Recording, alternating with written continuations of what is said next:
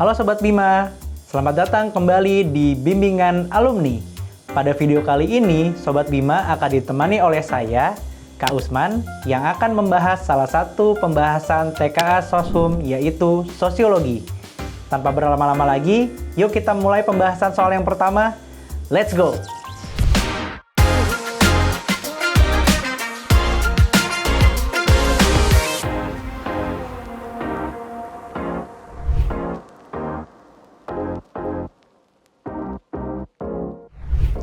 Baik Sobat Bima, kita akan lanjut kepada pembahasan soal yang pertama.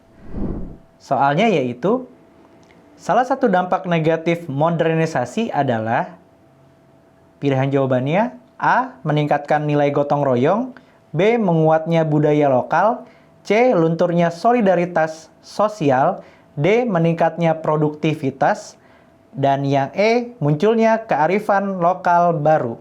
Nah, dalam soal ini kita gunakan kata kuncinya yaitu negatif. Jadi yang ditanyakan adalah modernisasi itu punya dampak, ya, khususnya dampak yang negatif.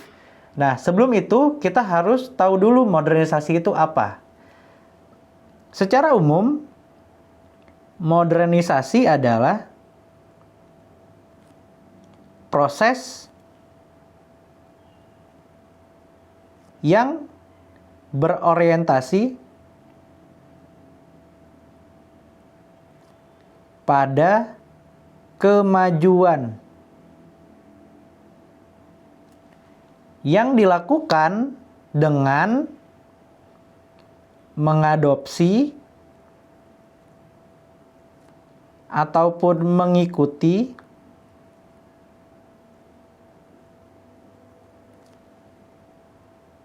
perubahan dan perkembangan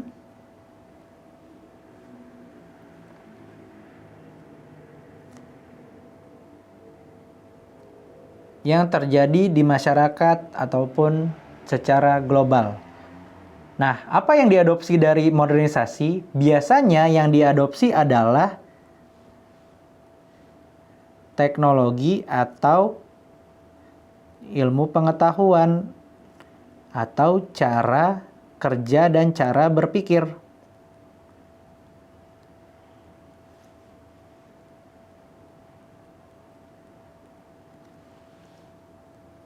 Nah, dalam modernisasi, kalau kita mengacu kepada salah satu pendapat dari sosiolog, yaitu Surjono Sukanto,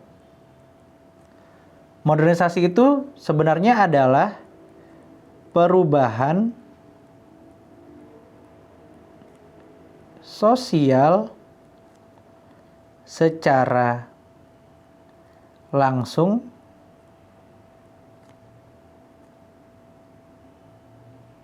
atau directed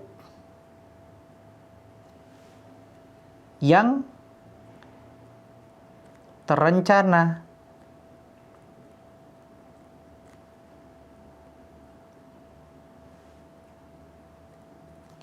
Jadi, modernisasi itu perubahan secara langsung yang terencana, kalau menurut pendapat dari Surjono Sukanto. Lalu, apa ciri-ciri dari modernisasi? Nah, di dalam modernisasi, karakteristiknya itu ada beragam.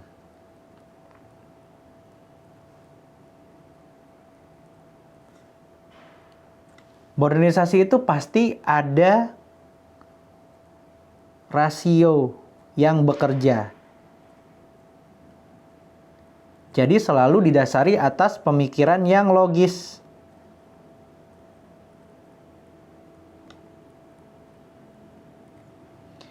Lalu di dalam modernisasi selalu ada efisiensi. Jadi masyarakat selalu berusaha agar perilakunya dilakukan secara efisien. Yang berikutnya, karakteristiknya adalah selalu ada ilmu pengetahuan dan teknologi yang digunakan. Lalu karakteristik berikutnya adalah dinamis, artinya sangat terbuka terhadap perubahan dan biasa untuk berubah. Karakteristik berikutnya tadi sudah saya singgung kata-kata keterbukaan. Jadi karakteristiknya adalah sikap yang terbuka terhadap segala sesuatu.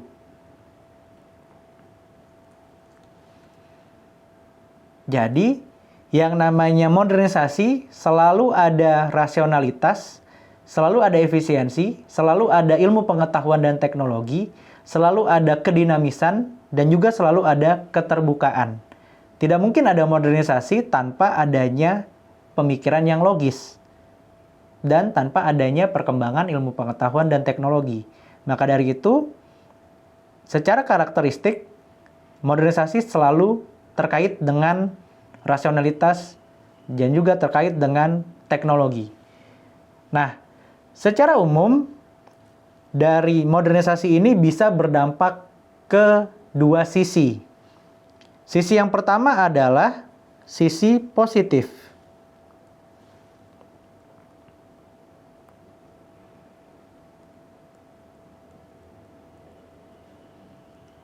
Dampak positif yang mudah dirasakan adalah hidup akan semakin lebih efisien. Lalu, perkembangan teknologi akan sangat membantu kehidupan.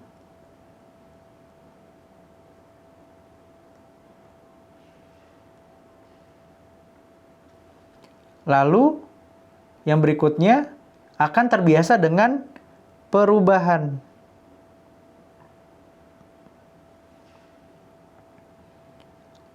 Lalu, masyarakat akan juga terbiasa dengan berpikir secara logika. Namun demikian, secara negatif, ya, modernisasi ini bisa menyebabkan adanya dampak negatif, yaitu adanya hedonisme, lunturnya budaya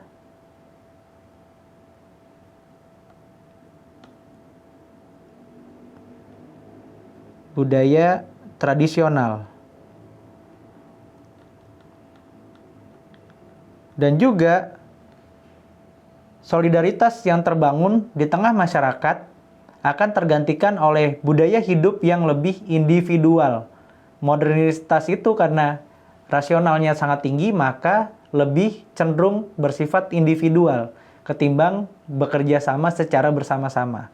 Jadi, secara umum, ya dampak negatifnya itu bisa menyebabkan adanya lunturnya kebudayaan, terutama kebudayaan tradisional, dan juga bisa menghilangkan spirit atau semangat kebersamaan. Maka dari itu, selain menyimpan potensi positif, ya, modernisasi ini juga menyimpan dampak negatif. Nah, kalau kita kembali kepada pilihan jawaban, yang mendekati dengan pilihan jawaban dampak negatif dari modernisasi adalah lunturnya solidaritas sosial. Ingat ya, Sobat Bima, jawaban yang benar adalah yang C, lunturnya solidaritas sosial.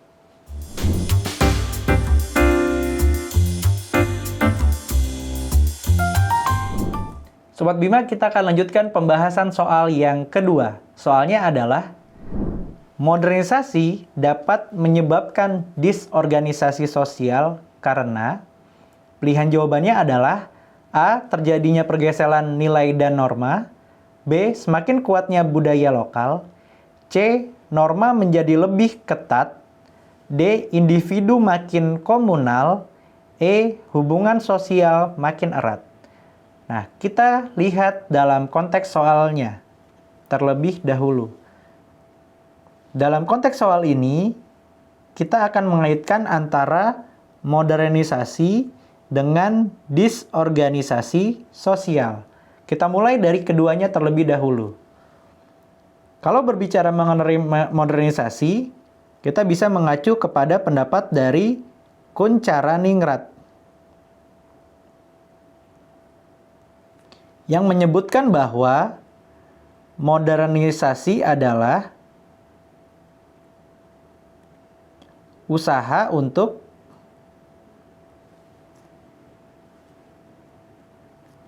hidup sesuai dengan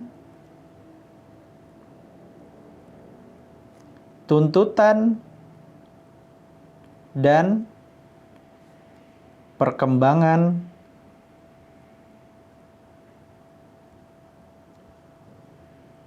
zaman. Itu menurut Kuncharaningrat terkait dengan modernisasi. Lalu kita lihat pengertian dari disorganisasi sosial. Disorganisasi sosial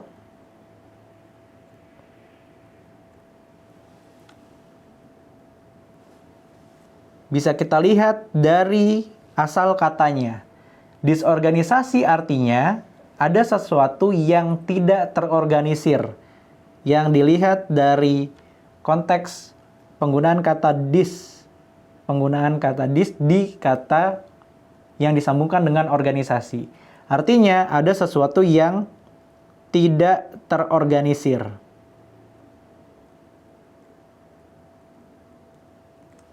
Dalam konteks ini, kita bisa mengacu kepada pendapat dari salah satu sosiolog ya,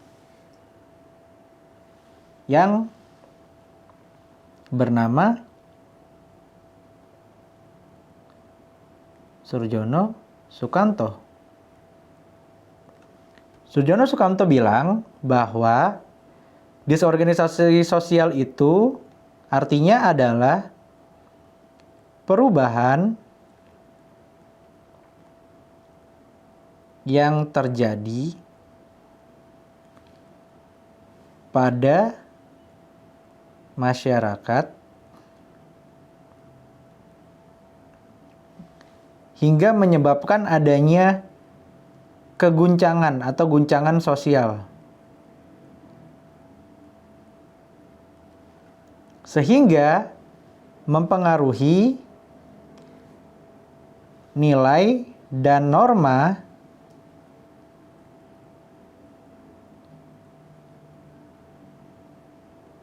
yang berlaku di masyarakat.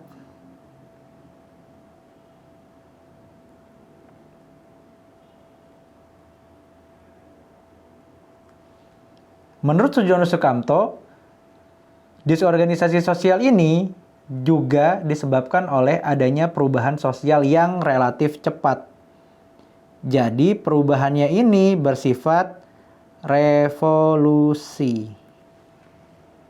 Nah, sekarang kita kaitkan antara modernisasi dan disorganisasi. Mengapa itu bisa berhubungan? Karena modernisasi itu sangat lekat atau sangat dekat dengan revolusi yang menuntut perubahan cepat.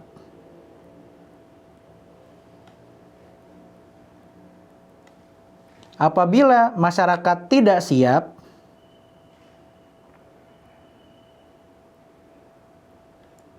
atau lembaga sosial tidak siap,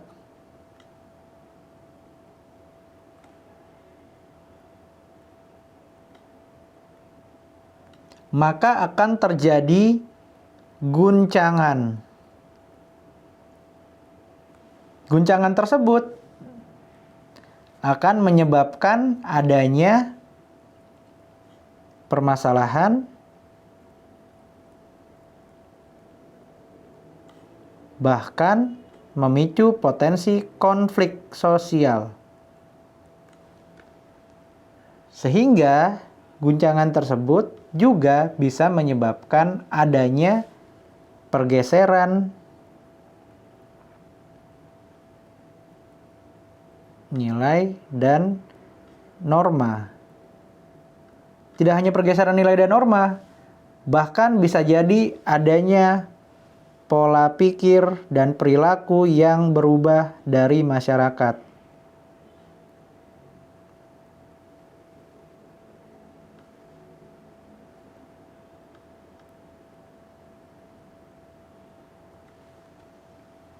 Jadi, modernisasi karena saking cepatnya itu bisa membuat masyarakat yang tadinya hidup secara komunitas, komunal, bisa menjadi individual. Yang tadinya tidak tergantung dengan teknologi, bisa sangat terlalu gandrung dengan teknologi. Ya, apabila masyarakat tidak siap atau lembaga sosial tidak siap, maka akan terjadi guncangan di masyarakat yang berpotensi pada permasalahan sosial atau bahkan konflik sosial. Nah, inilah yang disebut sebagai disorganisasi, adanya sesuatu yang tidak terorganisir, tidak tertata dengan baik. Nah, penyebabnya adalah beragam, salah satunya bisa kita sebut dengan adanya pergeseran nilai dan norma. Jadi, kalau modernisasi itu di satu sisi bisa membawa dampak negatif melalui perkembangan teknologi dan ilmu pengetahuan, tapi juga bisa menyebabkan adanya disorganisasi atau sesuatu yang tadinya sudah tertata dengan baik, bisa berubah dengan cepat dan menjadi tidak tertata, sehingga bahkan nilai dan norma yang berlaku di masyarakat menjadi berubah juga. Nah, untuk konteks soal ini, jawaban yang benar dan mendekati adalah yang A, yaitu terjadinya pergeseran nilai dan norma.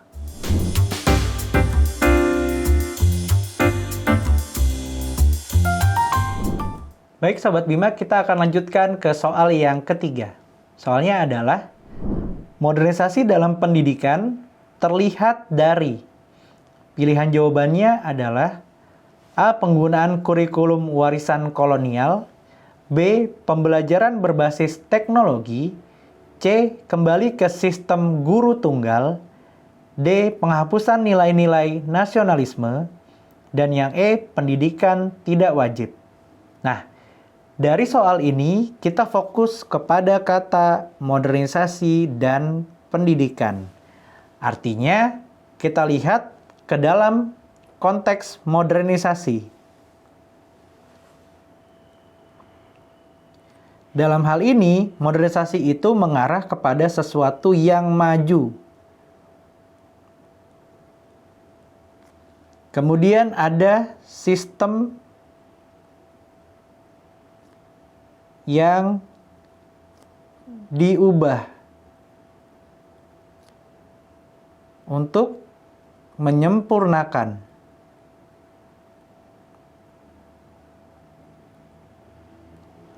Kemudian, modernisasi itu selalu dekat dengan apa yang disebut sebagai perkembangan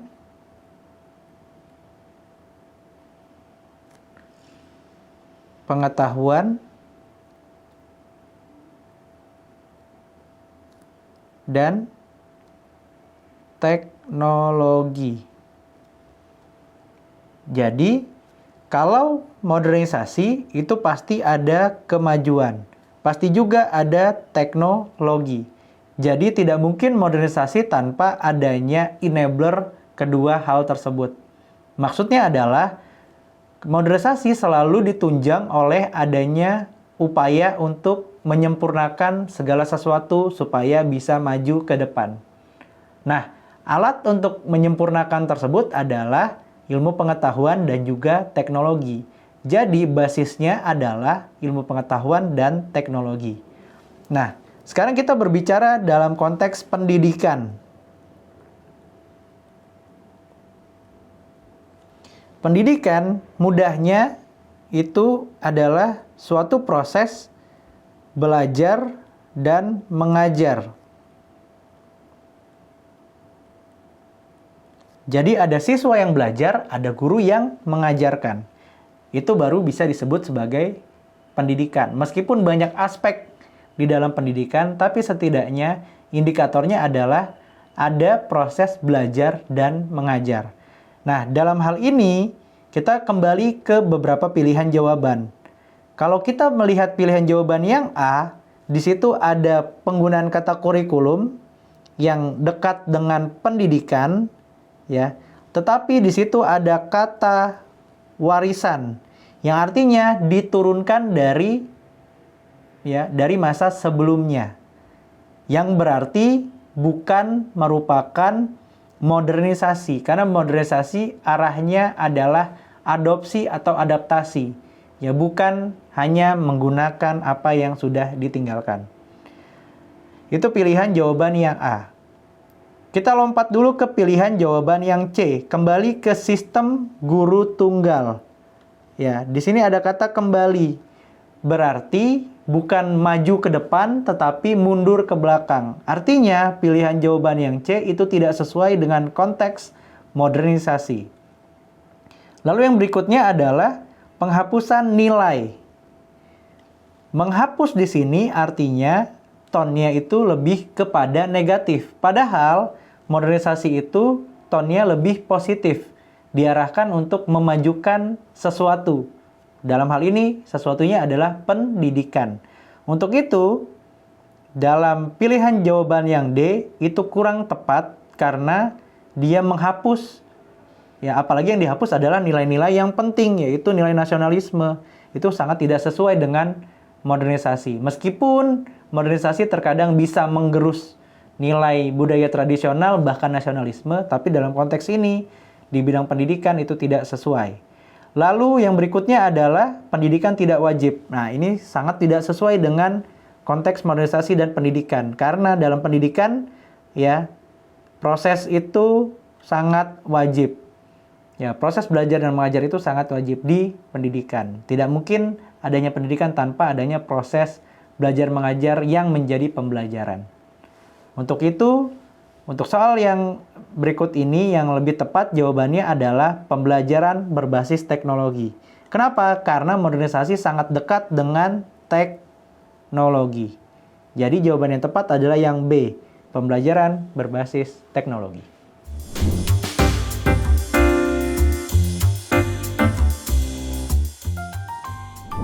Bagaimana Sobat Bima? Sudah mulai paham kan? Ingat ya, kunci sukses TKA Sosum Sosiologi adalah latihan soal yang rutin dan pemahaman konsep yang kuat. Kira-kira kita bahas soal apa lagi ya? Yuk tuliskan di kolom komentar di bawah ini. Jangan lupa like, subscribe, dan share ke teman-teman kalian supaya tidak ketinggalan video pembelajaran dari bimbingan alumni lainnya. Bimbingan alumni, yakin bisa, pasti bisa.